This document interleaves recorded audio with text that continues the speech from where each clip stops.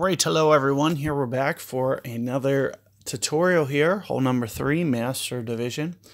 So you're going to see me play this very similarly. Oh wow, this is odd. Oh, there we go. It spun a little bit longer than I expected it to. But here's what I'm going to do here. Let me get my rock club on.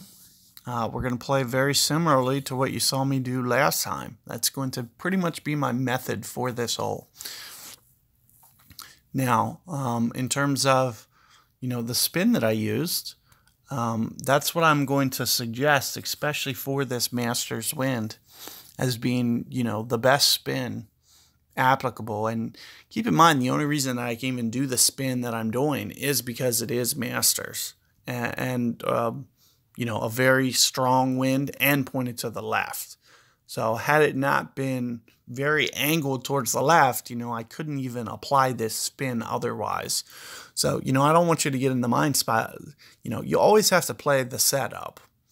Sometimes I put left spin on it. So the fact that I'm going all the way over towards the right is just kind of a very conditional shot. But this is what you're going to see me do right about here. And I am going to rotate the screen this way.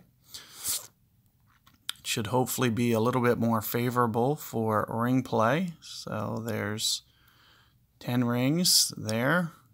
And I just need 2 more.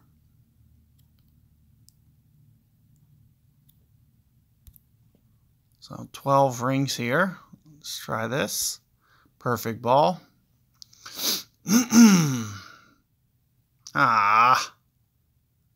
Launched. Was my pull angle wrong? So I don't know what I was doing there. It was probably had to do with the angle that I was pulling at. I think it's funny that I completely had it 100% fine the very first time, and then the second time, that second revision should have been perfect.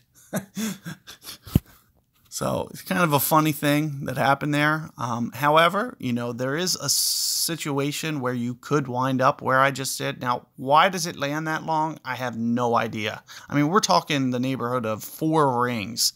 So it's almost like it just launched long, kind of in like a glitch type scenario. However, as I'm mentioning here, this could happen to you, so you might need to know how to play this shot so you can kind of, I just want to kind of give you just an overview of kind of what I would suggest doing. Kind of play, really bad with that timing. But if you kind of spin it against that hill there, you should be able to, get a very true run out to where it kind of holds its line and just kind of shoots towards the hole. You're just going to need your perfect ball. But, whatever I did wrong there, I'll try to correct next time. The very first time, I could kind of see in relation to the hole where the angle I was pulling at. And with that last one where I flipped the screen, it made it a little bit tougher. So I am going to just, make a minor tweak on the way that I pull next time. And I'll just be sure to kind of rotate the wind and make sure that I pull it shorter towards the tee box intentionally. So, that's kind of what day 1 is about, is just, getting these adjustments down. So once you, get all this figured out and the bugs worked out, you're good to go for the rest of the week.